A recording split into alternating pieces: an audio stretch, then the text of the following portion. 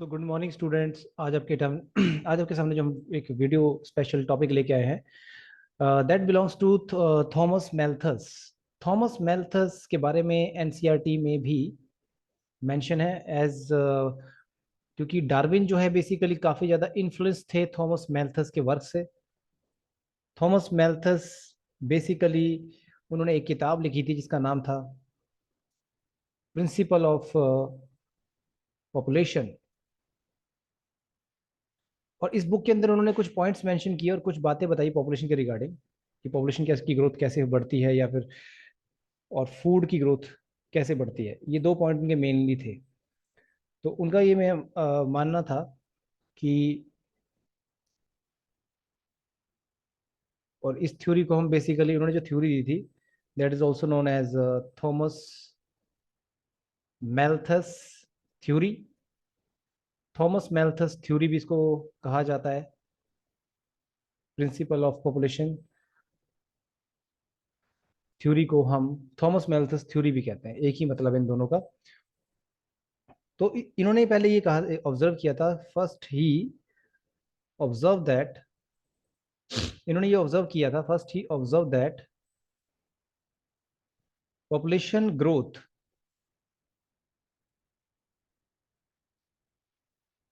Population growth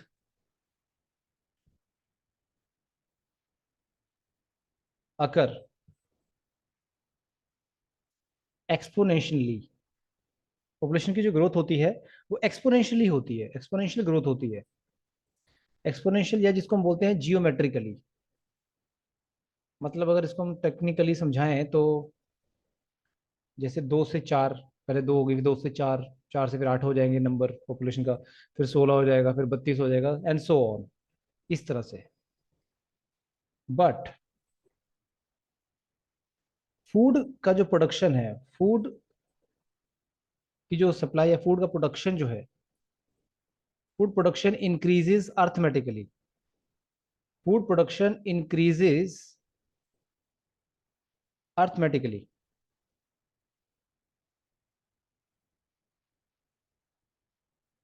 sorry arithmetically.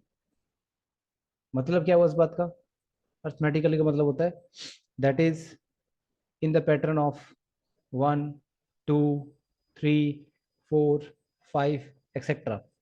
मतलब कहने का मतलब है कि पॉपुलेशन का नंबर तेजी से बढ़ रहा है, बट फूड का प्रोडक्शन उतनी तेजी से नहीं बढ़ रहा जितना कि पॉपुलेशन का नंबर बढ़ रहा है। तो मतलब एक टाइम ऐसा आएगा कि पॉपुलेशन का नंबर इतना ज्यादा हो जाएगा कि फूड सप्लाई कम पड़ जाएगी पॉपुलेशन के लिए।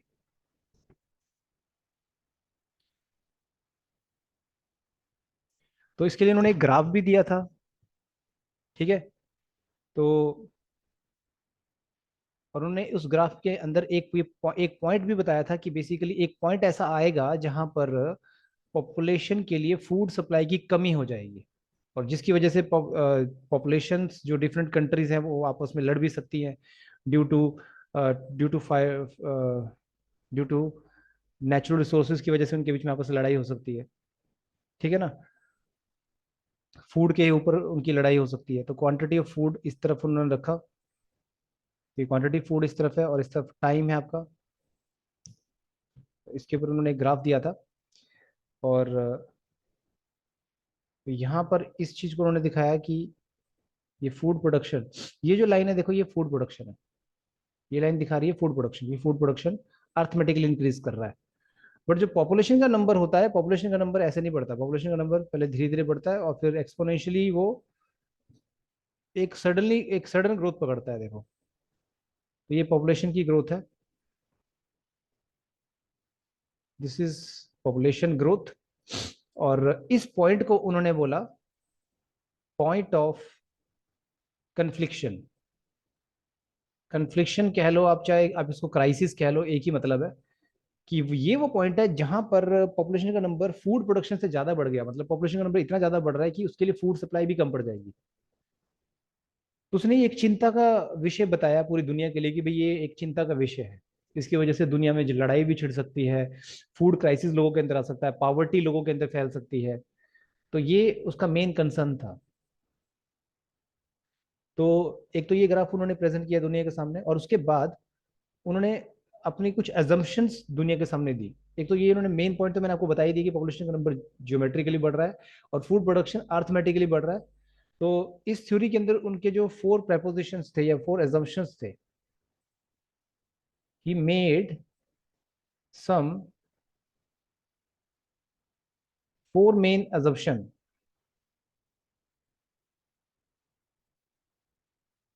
और वो 4 मेन एजम्पशंस क्या थे? कि पहला तो यही है कि भी हर लोगों को, हर ऑर्गेनिज्म को नेचर में क्या चाहिए? People need food to survive. बिल्कुल सही बात है, हर किसी को फूड चाहिए क्योंकि फूड से ही आप जिंदा रह सकते हो। Then people have natural desire to reproduce. अब जब हर फूड सप्लाई प्रॉपर मिलेगी तो हर ऑर्गेनिज्म चाहेगा कि, जब उसे लगेगा कि नेचर में फूड अच्छी तरह से अवेलेबल है, तो वो अपने आप को अच्छे से रिप्रोड्यूस करने की कोशिश करेगा, ज़्यादा से ज़्यादा रिप्रोड्यूस करने की कोशिश करेगा। और डार्विन ने भी अपनी थ्योरी में जो ओवर रिप्रोडक्शन पॉइंट दिया था, वो थॉमस मेल्थस से ही इंस्पायर होकर दिया था, because he was very much influenced from Thomas Malthus. तो people have a natural desire to reproduce, natural desire to reproduce. Then जो थर्ड पॉइंट था हमारा, फूड प्रोडक्शन, वही जो मैंने आपको अभी थोड़ी देर पहले बताया, फूड प्रोडक्शन इंक्रीजेस अरिथमेटिकली,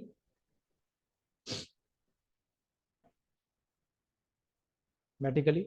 इसको हम एक तरह से लीनियर ग्रोथ कह सकते हैं। एक तरह एक ग्राफ एक तरह से एक स्टीप पॉइंट पकड़ता जाएगा, मतलब लीनियरली बढ़ता जाएगा ग्राफ आपका। एंड पॉपुलेशन इंक्रीजेस, पॉपुलेशन का जो नंबर होता है वो कैसे इंक्रीज करता है? जियोमेट्रिकली। मतलब फूड प्रोडक्शन इतना तेजी से नहीं बढ़ रहा जितना पॉपुलेशन तेजी से बढ़ रही है, तो एक चिंता का विषय उसने बताया। और फूड पॉपुलेशन का जो इंक्रीज करने का स्पीड है वो ज्यादा होता है किससे? आपके फूड प्रोडक्शन से। तो नेचुरली एक पॉइंट तो ऐसा आना ही है कि जब आपकी फूड की प्रोडक्शन कम रह जाएगी और पॉपुलेशन का नंबर ज़्यादा बढ़ जाएगा। ठीक है, तो वो तो पॉइंट आएगा ही आएगा, और उसी को यहाँ पे पॉइंट ऑफ क्राइसिस या पॉइंट ऑफ कन्फ्लिक्शन बताया गया। तो फोर्थ पॉइंट जो उनकी थ्योरी का था, दैट इज द पॉपुलेशन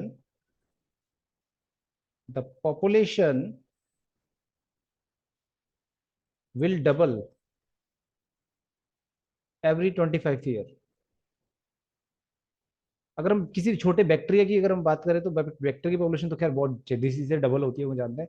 ये बेसिकली पॉइंट बताया गया है मोस्टली जो लार्ज मल्टी सेल ऑर्गेनिज्म होते हैं उनकी बात, जैसे ह्यूमन बींग्स हो गए, या कोई जैसे एलिफेंट की पॉपुलेशन हो गई, जो लार्ज बिग एनिमल्स हैं उनकी बात कर रहे हैं यहाँ पे हम। स्पेशली ह्यूमन बींग्स की भी हम बात कर रहे हैं यहाँ पे, पॉपुलेशन ह्यूमन बींग्स की पॉपुलेशन के बारे में बात कर रहे हैं पर्टिकुलरली। और नेचर में भी जो भी बड़े वाइल्ड एनिमल्स होते हैं जो जिनका साइज बड़ा होता है, उनके भी रिगार्डिंग भी हम बात कर रहे हैं। तो पॉपुलेशन का नंबर अप्रोक्सीमेटली 25 ईयर के बाद डबल होता ही होता है। ठीक है, तो इस ग्राफ में जो उन्होंने बताया था, जैसे कि हमने ऊपर ये जो ग्राफ पढ़ा था, तो ये दीज आर द 4 प्रपोजिशन या 4 assumptions made by him. And then, और उन्होंने ये भी क्लियरली मेंशन कर दिया पूरी दुनिया के सामने कि भाई, उन्होंने एक तरह से दुनिया को वार्निंग दे दी एक तरह से कि भाई, point of crisis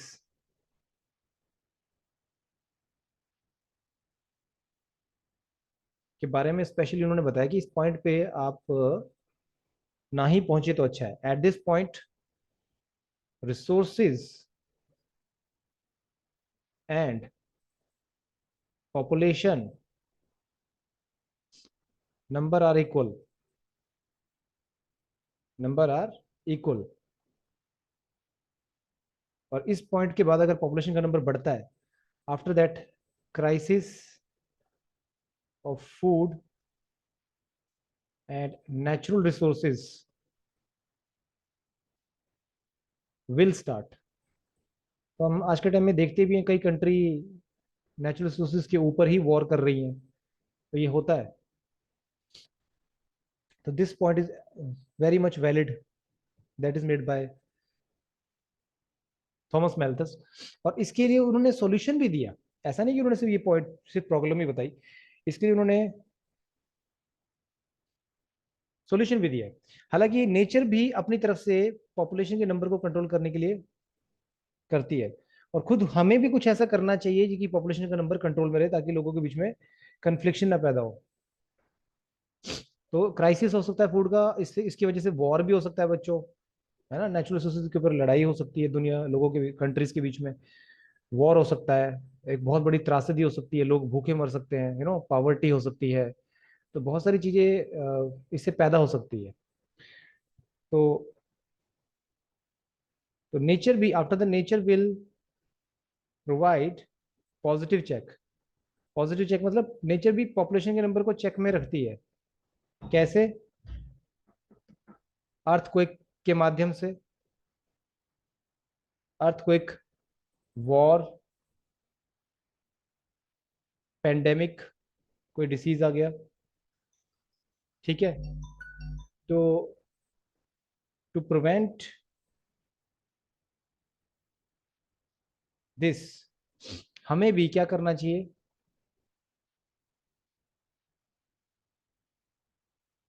people should take people should take preventive checks,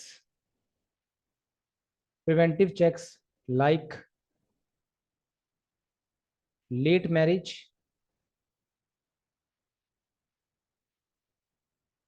family planning, etcetera.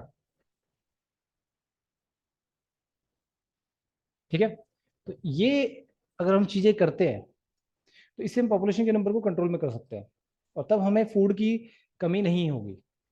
Actually ये जो थॉमस मेल्थिस की ये जो थ्योरी थी, that is very very much practical. अगर इसको हम सोचें, ठंडे दिमाग से सोचें, तो ये वाकई में ही आज के टाइम में ये थ्योरी बिल्कुल अप्लाई होती है, और ये सच में प्रैक्टिकल थ्योरी है।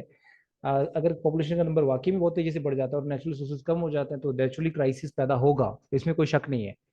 ठीक है, और कुछ कंट्रीज में हो भी रहा है इस वजह से। सो ये थॉमस मेल्थस के बारे में डिटेल में दिया गया था, डिटेल में ये थ्योरी मैंने आपको बताई, और क्योंकि एनसीईआरटी में इसको इलेबोरेट करके नहीं लिखा हुआ है, तो मुझे ये लगा कि इस मुझे आपको बताना चाहिए डिटेल में। आई होप आपको ये वीडियो अच्छी लगी होगी, तो आप इसको ज़्यादा से ज़्यादा शेयर कीजिए बच्चों को इसमें, और ताकि सभी इस वीडियो को नोट कर सकें। Thank you very much.